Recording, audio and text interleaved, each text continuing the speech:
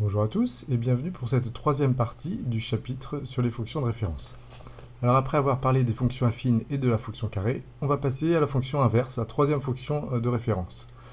Alors cette fonction, elle est définie sur l'intervalle moins l'infini 0 union 0 plus l'infini par f de x égale 1 sur x. Alors pourquoi sur cet intervalle? Parce que si vous remplacez x par 0, vous obtenez 1 sur 0, et 1 sur 0, on ne peut pas le calculer. Donc 0 est une valeur interdite. C'est pour ça que la fonction n'est pas définie sur R, mais sur tous les réels, sauf 0. Alors, propriété. La fonction inverse, elle est décroissante sur moins l'infini 0, et elle est aussi décroissante sur 0 plus l'infini. C'est ce qu'on a vu en cours, et ce qu'on a vu dans sa représentation graphique aussi, on l'a démontré dans le cahier d'exercice. Alors, juste un mot là-dessus.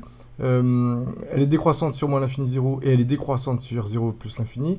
Ça ne veut pas dire qu'elle est décroissante sur moins l'infini 0, union 0 plus l'infini. Parce qu'entre les deux, il y a une coupure, elle remonte en quelque sorte, donc on ne pourrait pas dire qu'elle est décroissante sur la réunion de ces deux intervalles. Elle est décroissante sur moins l'infini 0, et elle est décroissante sur 0 plus l'infini, mais pas sur les deux ensemble. Alors conséquence, elle est décroissante, donc elle va changer l'ordre. Elle va changer l'ordre pour les nombres négatifs, et elle va changer l'ordre aussi pour les nombres positifs. Donc ce sera finalement plus facile qu'avec la fonction carré, parce que là on n'aura pas de question à se poser. À partir du moment où nos nombres sont tous négatifs ou tous positifs, ça change l'ordre. Donc par exemple, si on prend a plus petit que b, et si ces deux nombres-là sont positifs, eh bien quand on va prendre l'inverse de ces nombres, évidemment on ne prend pas l'inverse de 0, parce que 1 sur 0 n'existe pas, mais quand on prend l'inverse de a et b, eh bien ça change l'ordre. 1 sur a devient plus grand que 1 sur b. Et même chose, s'il y a plus petit que b, et ils sont tous les deux plus petits que 0, eh bien ici, 1 sur a est encore plus grand que 1 sur b, puisque les deux nombres sont négatifs. La fonction inverse change l'ordre. Par exemple, eh bien, si vous avez x plus grand que 3, ces deux nombres sont positifs, donc quand je vais passer à l'inverse, l'ordre va changer, donc on obtient 1 sur x qui est plus petit que 1 sur 3.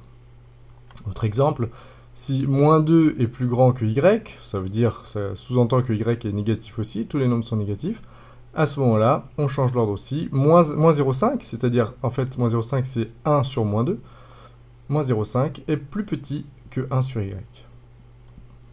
Alors, une définition, la représentation graphique de la fonction inverse est une hyperbole. Celle de la fonction carré, c'était une parabole.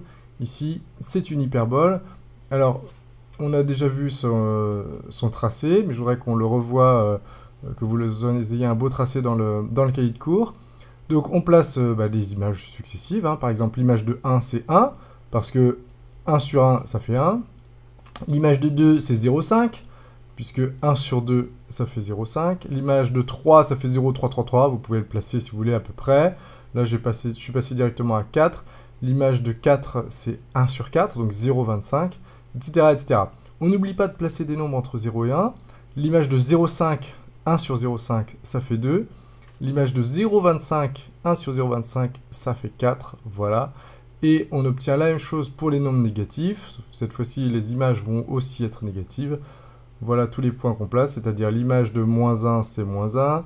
L'image de moins 2, c'est moins 0,5. L'image de moins 4, c'est moins 0,25, etc., etc. Et puis on trace.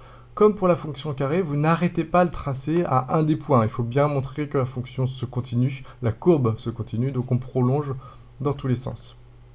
Voilà, donc on obtient dans le cours la représentation graphique de la fonction inverse.